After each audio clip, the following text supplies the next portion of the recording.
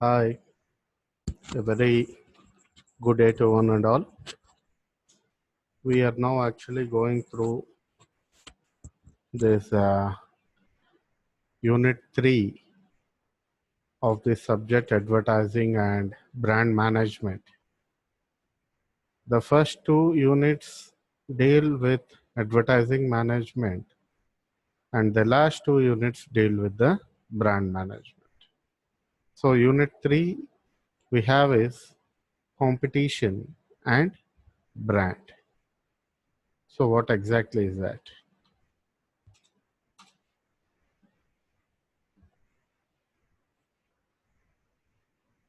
Concept of brand. What is a brand? Creating brand is the ultimate aim of marketing endeavor. Everyone who are into the marketing, what do they want to do? Their ultimate aim is to create a brand. So what is this brand that we are talking about? AMA, American Marketing Association, defines a brand as a name, term, sign, symbol, design, or a combination of them. It may be any one of these. And what does it want to do? It want to identify the goods or services of one seller or a group of sellers and differentiate them from those of the competitors. What is a brand? A brand may be a name, term, sign, symbol, or design. Why do we take this brand? We take this brand from one seller or from a group of sellers to differentiate with the competitors. See, in market, the products are not coming from a single manufacturer. The homogeneous products are coming from different manufacturers.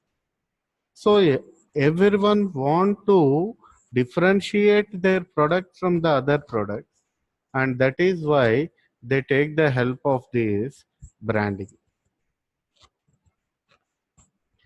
So if we take this above definition, there are three aspects of this definition.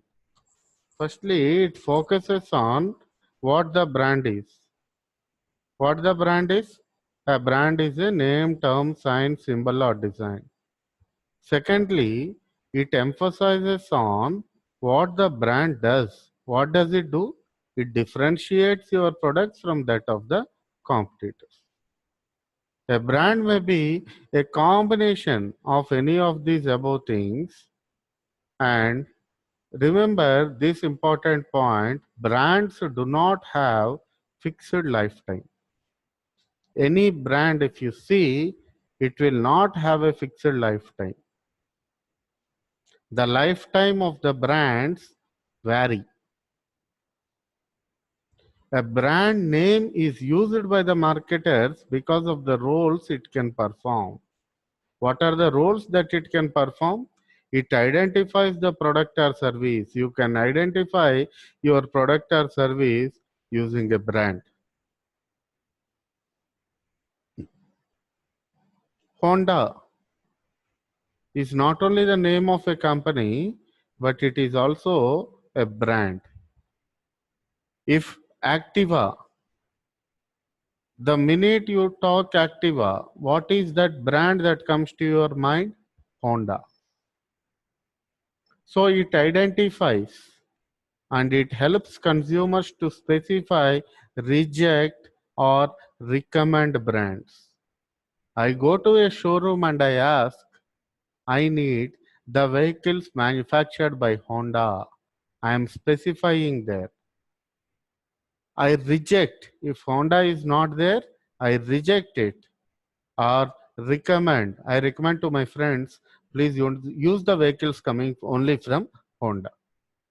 This is how strong brands become part and parcel of a consumer's life. If you take today's people, brands are an integral part of today's lives. Secondly, brands help in communication. How does brand help in communication? So that is the reason why we have an example there. For example, the brand Fair and Lovely communicates what the product does. What does Fair and Lovely do? Fair and Lovely, if you apply, you will get a fair complexion. So if you see the advertisements of Fair and Lovely everywhere, what is that advertisement going to communicate with you? Fair and Lovely is a good brand which is going to change the complexion from a darker skin to a fair skin. Similarly, a brand like Johnson and Johnson is a symbol of expression of mother's love. So you see these Johnson and Johnson advertisements every time. A mother and an infant, a very small baby. It tries to highlight the affection between them. So what is that trying to communicate? Whatever the love a mother is having on her newly born infant, the same love Johnson and Johnson brand is also going to show on its target customers, that is infants. Finally, a brand becomes an asset or property which only the owner has the right to use. So I introduced one brand in the market. The brand became very successful. So when it became successful, it doesn't mean that someone else is going to use my brand. No, only the owner has the right to use. The brand is legally protected. All the registered names are the valuable assets of the owners. You cannot use the brand name, other brand names, my dear friends. So if you see recently, the brand ambassador is now nowhere existent in the Indian market. But if you see ambassador, I will show you right now. Ambassador is actually a brand which was being brought by some company. So which was the company? Ambassador brand sold to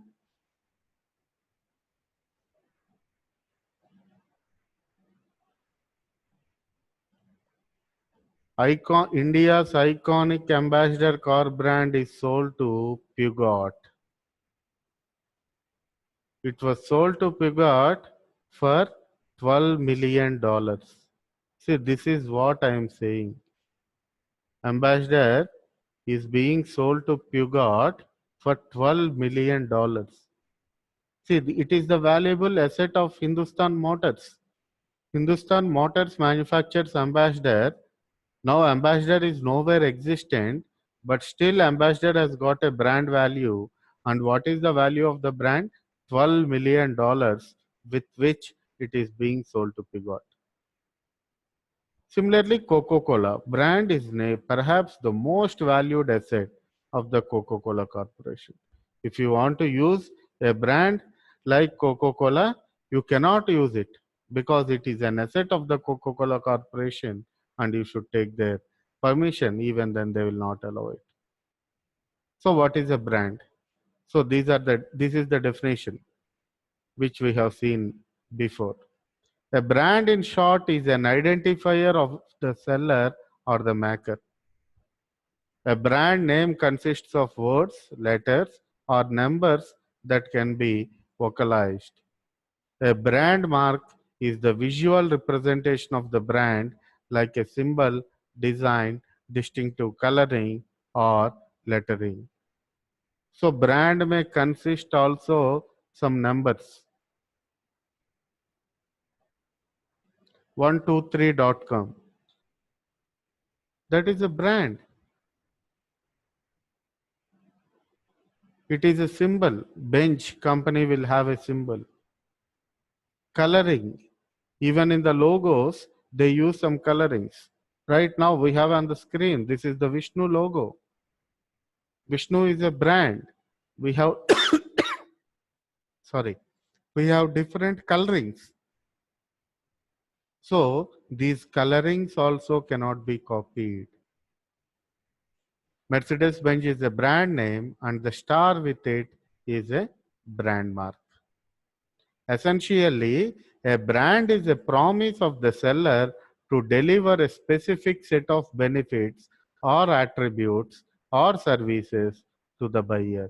So I am buying a brand called Fair and Lovely, which means Fair and Lovely is a promise from the manufacturers of Fair and Lovely to deliver what its benefits or attributes. Why am I using only Fair and Lovely when there are 101 products available in the market today?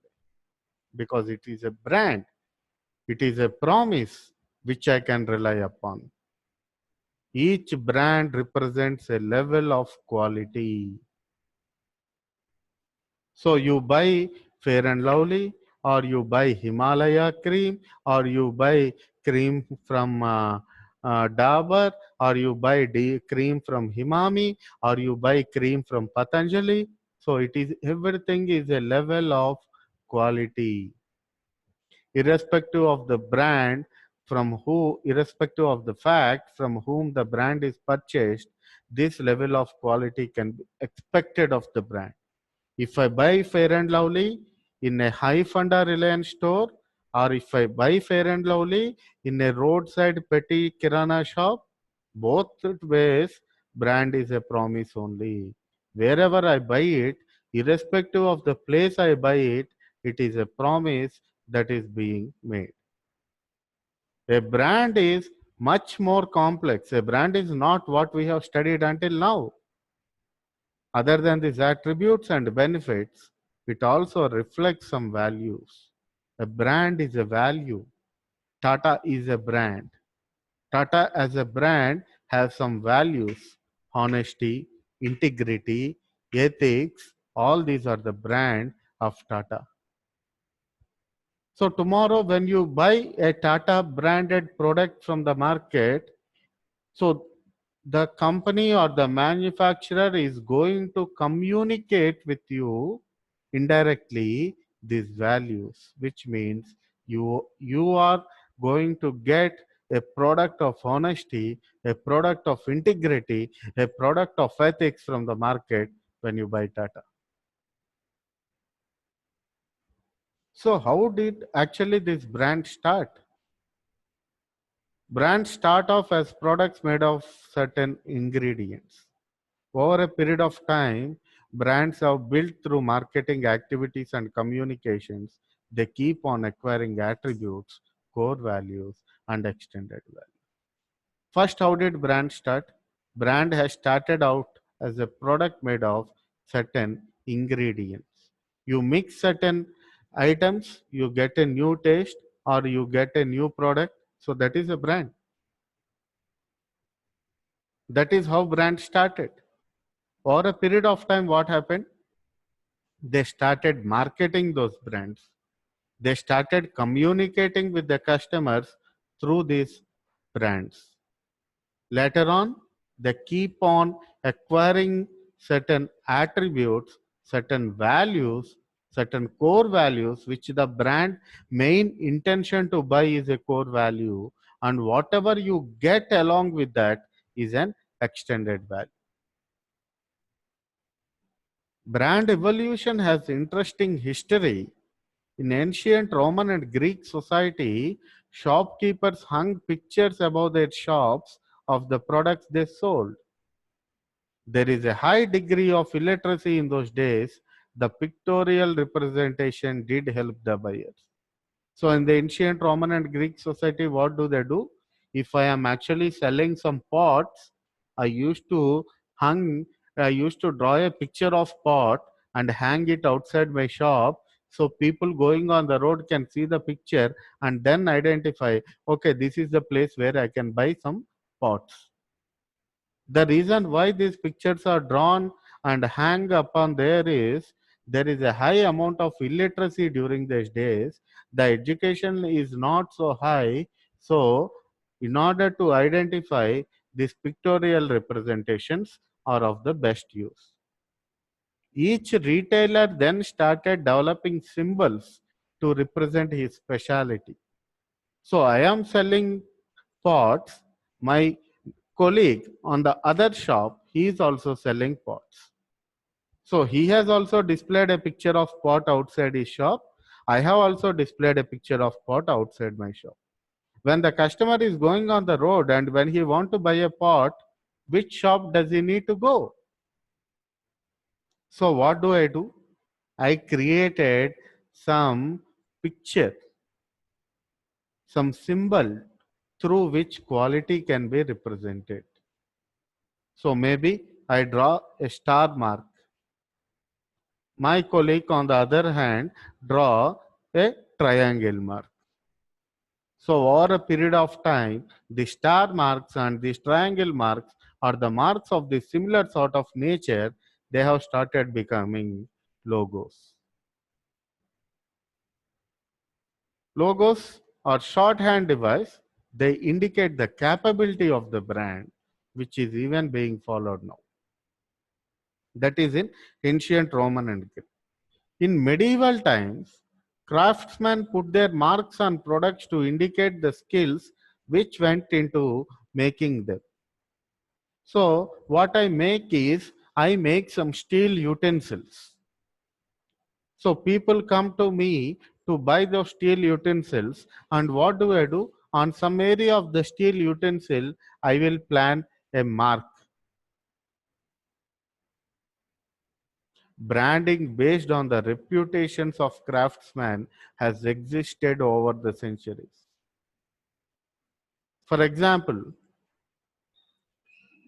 in these olden days, when temples are being built, there are some people called శిల్పులు అంటారు వాళ్ళు. ఈ శిల్పులు ఏం చేస్తారు అంటే అత్యద్భుతమైనటువంటి శిల్పాలను చెక్కుతారు, అత్యద్భుతమైనటువంటి గుడులను కడతారు, టెంపుల్స్ని కడతారు. సో ఎక్కడ ఈ రాజ్యంలో మొత్తం ఏ రాజ్యంలో ఏ గుడిని కట్టాలన్నా సరే ఆ యొక్క శిల్పిని మాత్రమే పిలుస్తారు. బికాజ్ అతను కట్టినటువంటి వాటిపైన అతని బ్రాండింగ్ ఉంది కాబట్టి ఆ బ్రాండింగ్ని గుర్తించి అతను అక్కడికి పిలవటం జరుగుతుంది. The suppliers started distinguishing themselves. In this way, they started distinguishing themselves and branding was used as a guarantee of the source of the product.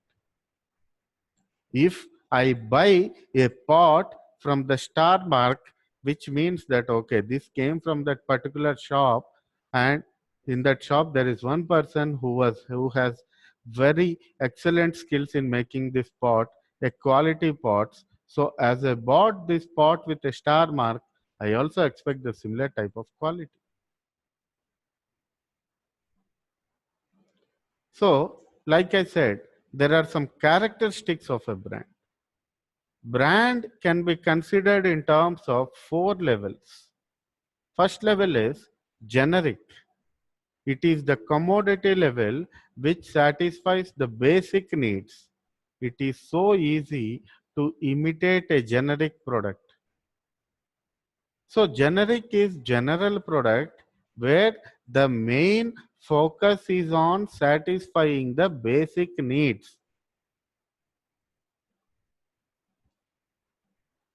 such as transportation.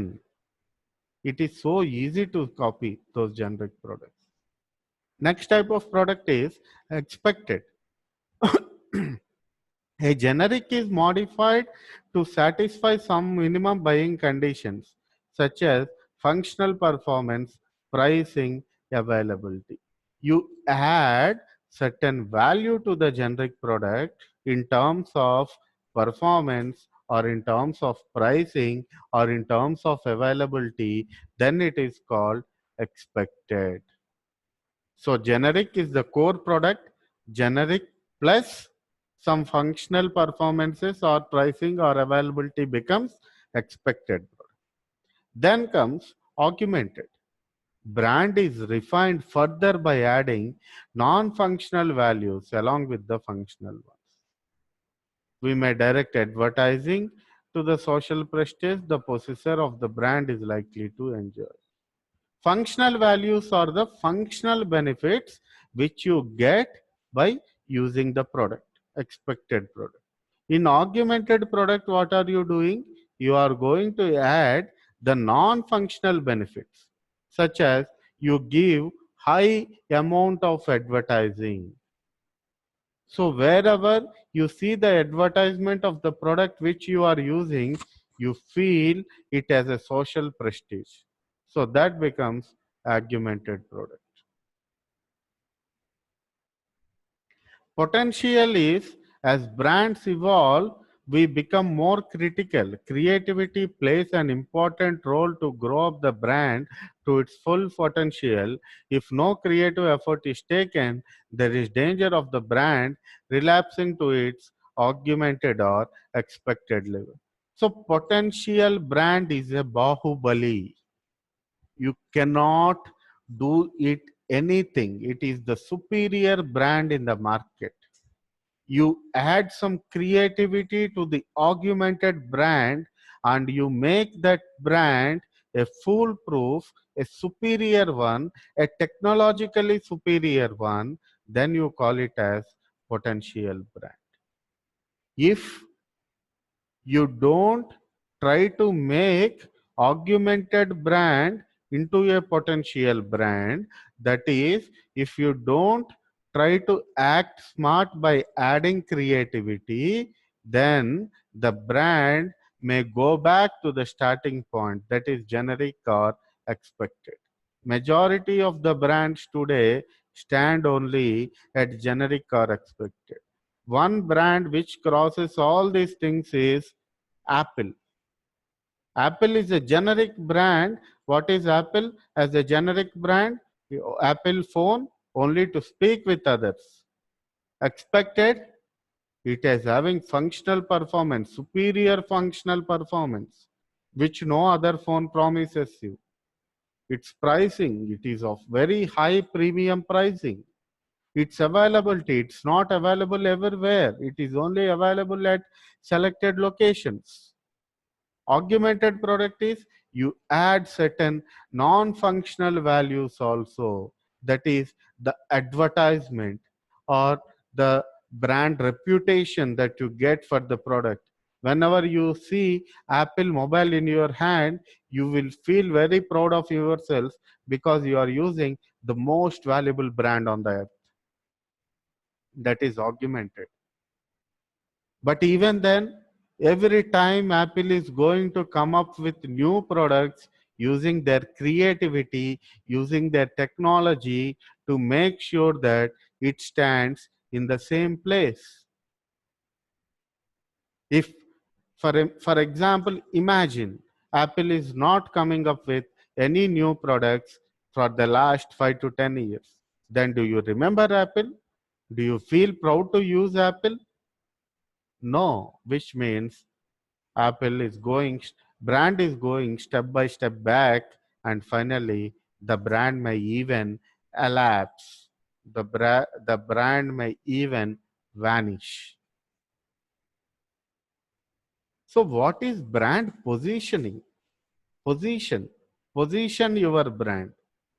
Brand positioning refers to target consumers' reason to buy your brand in preference to others. It ensures that all brand activity has a common aim, is guided, directed, and delivered to focus on all points. Why the target customer should buy your brand? What is the reason? That reason is based upon your positioning. Before you do positioning, you should make sure that is your product unique or distinctive when compared with your competitors? Is it different? Is it significant and is it encouraging in the niche market, in the specialized market? Is it appropriate to use in all geographical areas? Is the specialty of your product already checked? And is it really worth it? So whatever you promise, can you do it continuously?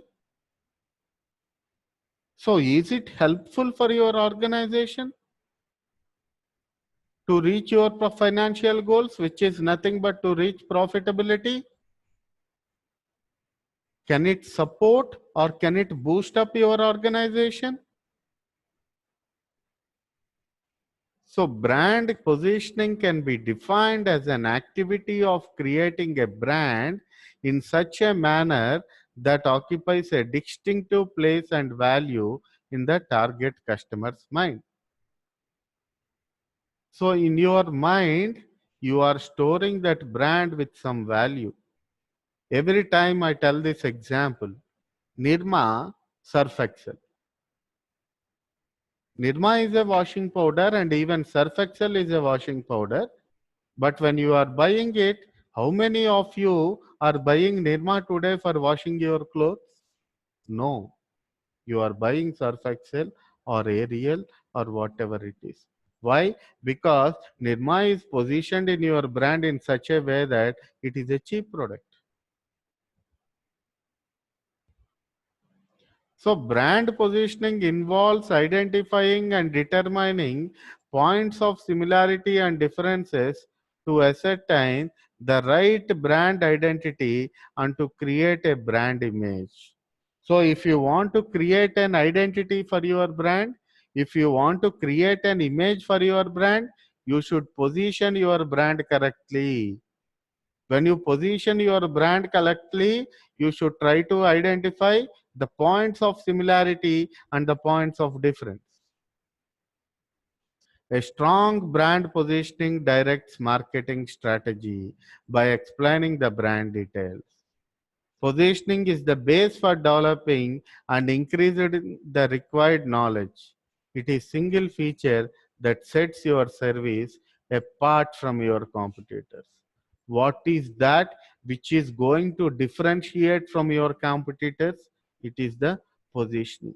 So you should be very careful.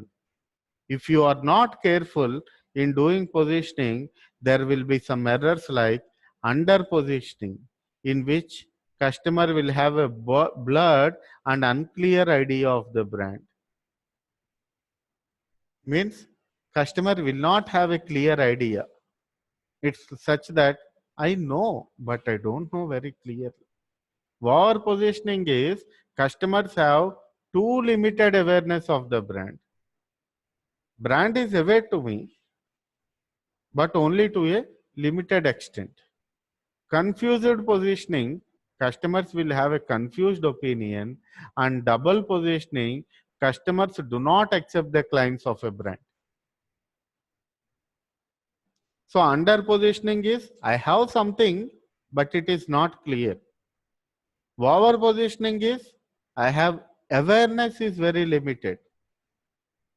I know a brand, but not completely. That is under positioning. Over positioning is I don't know clearly about the brand. Confused positioning is I'm confused, and the double positioning is whatever the brand says, I'm not going to agree it because I know that it is not going to happen. So brand positioning is a serious business. Before you do positioning, you have to ask many questions. First thing is what? What are you going to do? What are the top 2 or 5 core criteria which your brand has so that the customers can buy your brand? Where the brand is currently positioned and are there any gaps? Where your brand is currently positioned in the market? Is it positioned as a cheap product? Is it positioned as a costly product? Or is it positioned as a medium product? And do you identify any gaps in the present market condition? And where you would like to position? So where is the exact target where you would like to position? That also you should try to understand. So this is brand positioning, and the next one we are going to talk is brand and consumers, which we will talk in the next coming class. Please try to understand and please try to have a fair idea, because this concept of branding, this basic fundamental knowledge of branding is a very important constituent as far as marketing is concerned. So try to have a very fair idea on this, which will certainly help you in all the future marketing assignments or in all the future marketing activities that you are going to do. With this, let me conclude this session for today. Thank you for your valuable time. Wish you all a great day.